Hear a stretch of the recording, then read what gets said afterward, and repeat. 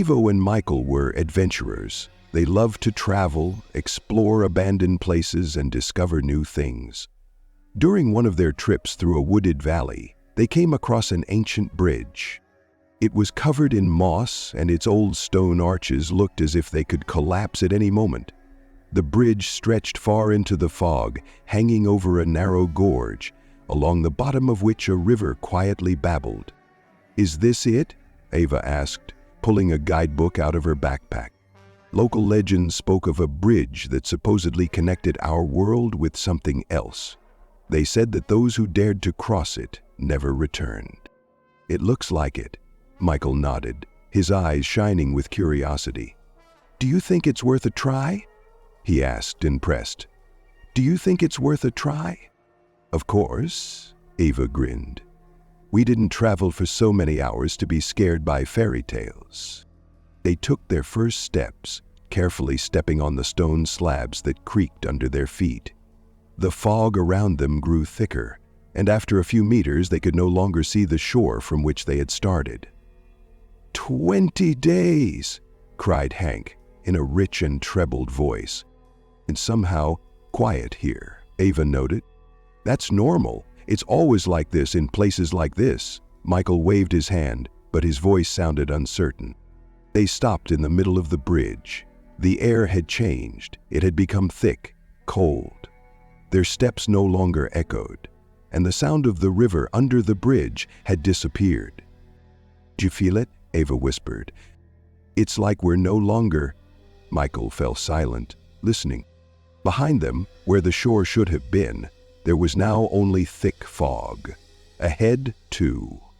They stood on the bridge, suspended in an endless gray void. "Should we go back?" Ava suggested, stopping. Michael turned around, but there was no road behind them.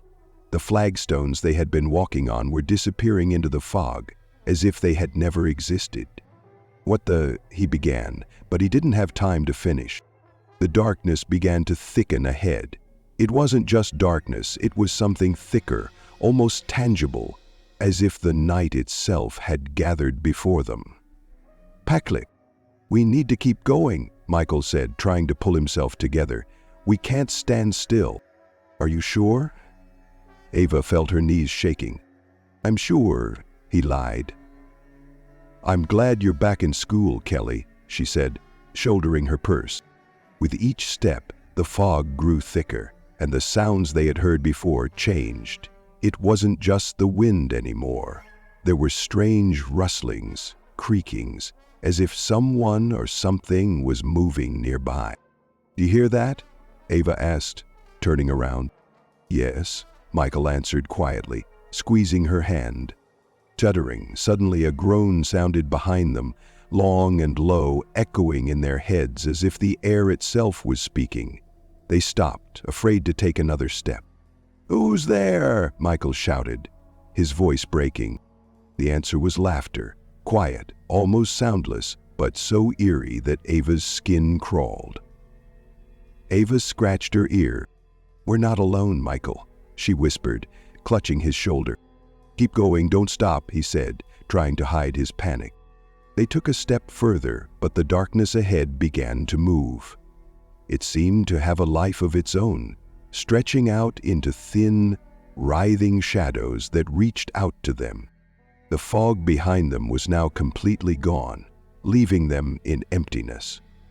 The stone slabs beneath their feet grew colder, and cracks appeared in them, oozing strange, thick black smoke. "I don't want to go any further," Ava breathed, her voice full of fear. "We have no choice," Michael replied, but his hands were shaking. The shadows around them began to move faster, encircling them, and the strange sounds turned into words. Whispers, barely audible, calling their names. The people had been convinced to become part of it too, to follow the person who had discovered them. The whispers grew louder, the shadows around them thickened, writhing as if alive. Michael and Ava continued to walk forward, though their legs were growing heavier and their breathing ragged. "This has to end," Michael forced out, looking at the darkness ahead. "The bridge can't be endless."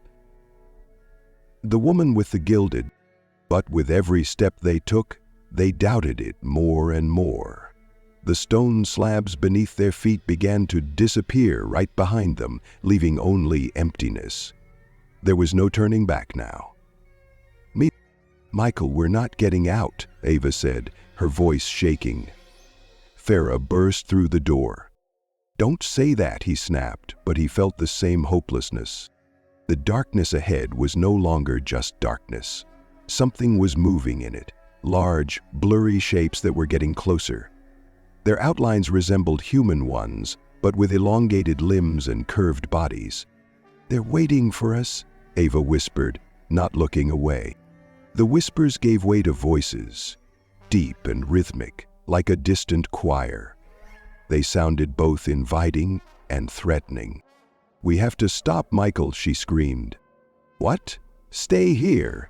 His voice was full of despair. But suddenly he realized the truth. The bridge had no end.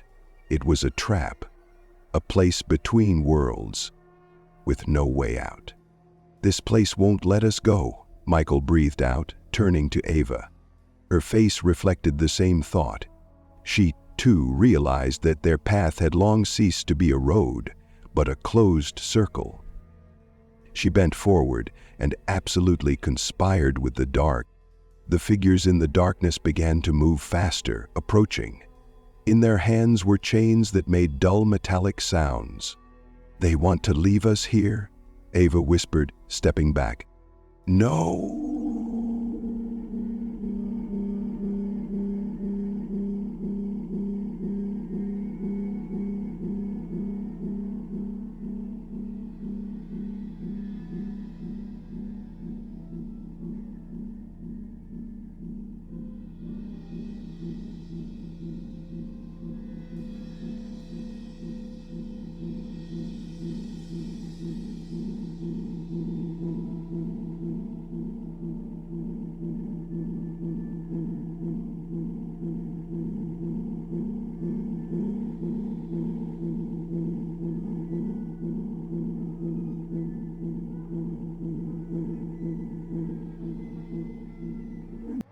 The last thing they saw was the figures surrounding them completely, and the bridge disappeared beneath their feet, leaving only emptiness. Now, if anyone dares to step onto this bridge, voices can be heard from the fog. Their voices. Michael and Ava were part of this place, trapped forever, like all those who had tried to cross the bridge to nowhere before.